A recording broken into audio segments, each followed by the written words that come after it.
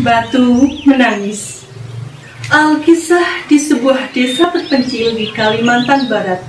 Hiduplah seorang janda tua dengan seorang putrinya yang cantik jelita bernama Darmi. Mereka tinggal di sebuah gubuk kecil yang terletak di ujung desa. Sejak ayah Darmi meninggal, kehidupan mereka menjadi susah. Ayah Darmi tidak meninggalkan harta warisan sedikit pun. Untuk memenuhi kebutuhan hidup mereka, Ibu Darmi bekerja di sawah atau ladang orang lain sebagai buruh upahan. Sementara putrinya, Darmi, seorang gadis yang manja dan malas. Kerjanya hanya bersolek dan mengagumi kecantikannya di depan cermin. Ia sama sekali tidak mau membantu ibunya mencari nafkah. Setiap kali ibunya mengajak ke sawah, Darmi selalu menolak. "Hah? Ayo ikut ibu bekerja di sawah," ajak sang ibu. "Tidak, Bu. Aku tidak mau pergi ke sawah. Nanti kuku dan kulitku kotor dan kena lumpur." "Apakah kamu tidak kasihan kepada ibumu, Nak?"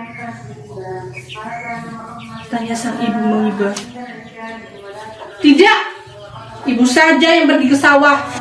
Karena tidak mungkin lagi ada laki-laki yang tertarik pada wajah ibu yang sudah keriput itu," jawab Darmi dengan ketus. Mendengar anaknya itu, sang ibu merasa sedih dan tak dapat berkata-kata lagi. Ia pun berangkat ke sawah untuk bekerja. Sementara si Darmi tetap tinggal di gubuk, terus bersolek untuk mempercantik diri. Setelah ibunya pulang dari sawah, Darmi meminta uang upah hasil bekerja ibunya untuk membeli bedak. "Bu, mana uang upahnya itu?" seru Darmi kepada ibunya. "Jangan, Nak. Uang ini digunakan untuk kebutuhan kita hari ini." "Tapi, Bu, bedakku sudah habis. Aku harus beli yang baru," kata Darmi. "Kamu memang anak tidak tahu diri. Kerjanya hanya minta uang saja, tapi tidak mau bekerja," kata sang ibu kesal. Meskipun marah, sang ibu tetap memberikan uang itu kepada Darmi. Keadaan itu terjadi hampir setiap hari. Pada suatu hari, ketika ibunya hendak ke pasar, Darmi meminta dibelikan sebuah alat kecantikan. Tapi ibunya tidak tahu alat kecantikan apa yang dia maksud. Kemudian ibunya mengajak Darmi ikut ke pasar. Tapi Darmi menolak. Namun setelah didesak, Darmi pun bersedia menemani ibunya ke pasar. Tapi, "Aku mau ikut ibu ke pasar, tapi dengan syarat ibu harus berjalan di belakangku," kata Darmi kepada ibunya. "Memang kenapa, Nak?" tanya sang ibu penasaran. "Aku malu kepada orang-orang kampung jika berjalan berdampingan dengan ibu," jawab Darmi. "Kenapa harus malu, Nak? Bukankah aku ini ibu kandungmu?" "Ibu tuh seharusnya ngaca. Lihat wajah ibu yang sudah keriput dan kotor itu. Apalagi baju dan pakaian ibu sangat-sangat berantakan. Aku malu." Walaupun sedih, akhirnya berangkatlah mereka ke pasar secara beriringan. Darmi berjalan di depan, sedangkan ibunya mengikuti dari belakang dengan membawa keranjang. Meskipun keduanya ibu dan anak, penampilan mereka terlihat sangat berbeda. Sang anak terlihat cantik dengan pakaian yang bagus, sedangkan sang ibu kelihatan sangat tua dengan pakaian yang kotor dan kusut. Di tengah perjalanan, Darmi bertemu dengan temannya yang tinggal di kampung lain. Hai Darmi, hendak kemana kamu? Tanya temannya itu. Ke pasar, Jawab Darmi. lalu siapa orang yang ada di belakangmu itu? Apakah dia ibumu? Tentu saja bukan. Dia adalah pembantuku. Laksana disambar petir. Ibu Darmi mendengar ucapannya, tapi dia hanya terdiam sambil menahan rasa sakit dan sedih. Setelah itu, keduanya pun melanjutkan perjalanan ke pasar. Tidak berapa lama berjalan, mereka bertemu lagi dengan seseorang. Hai Darmi, mau kemana kamu?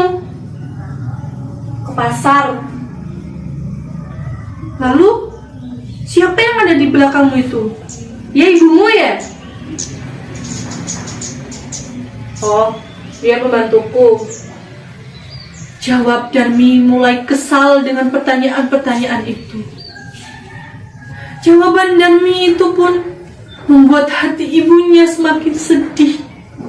Tapi sang ibu masih kuat menahan rasa sedihnya. Begitulah yang terjadi terus-menerus selama dalam perjalanan menuju pasar. Akhirnya, sang ibu berhenti, lalu duduk di pinggir jalan. Bu, kenapa berhenti?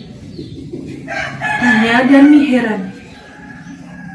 Beberapa kali Darmi bertanya, namun sang ibu tetap saja tidak menjawab pertanyaannya. Sesaat kemudian, Darmi melihat ibunya komat kamit sambil mengadahkan kedua tangannya ke atas. Hei, ibu sedang apa? Tanya Darmi dengan nada membentak. Sang ibu tetap saja tidak menjawab pertanyaan anaknya. Ia tetap berdoa kepada Tuhan agar menghukum anaknya yang durhaka itu.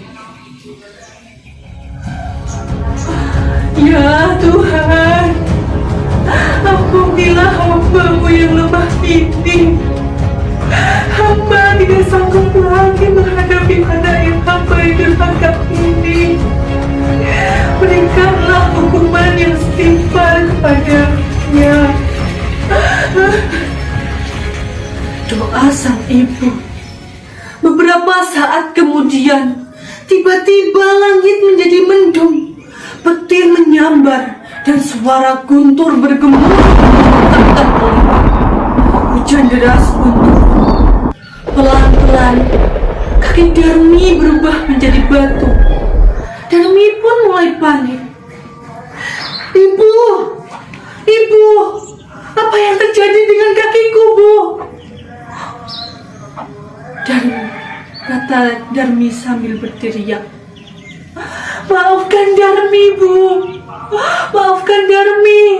Darmi tidak akan mengulangnya lagi. Seru Darmi semakin panik. Namun apa daya, nasi sudah menjadi bubur. Hukuman itu tidak dapat lagi dihindari. Perlahan-lahan, seluruh tubuh Darmi berubah menjadi batu.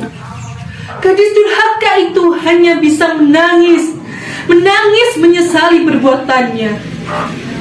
Sebelum kepala anaknya berubah menjadi batu, sang ibu masih melihat air mata menetes di kedua mata anaknya.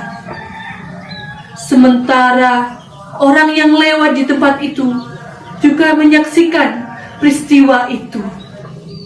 Tidak berapa lama, cuaca kembali terang seperti semula. Seluruh tubuh Darmi telah menjadi batu. Batu itu kemudian mereka letakkan di pinggir jalan bersandar ke tebing.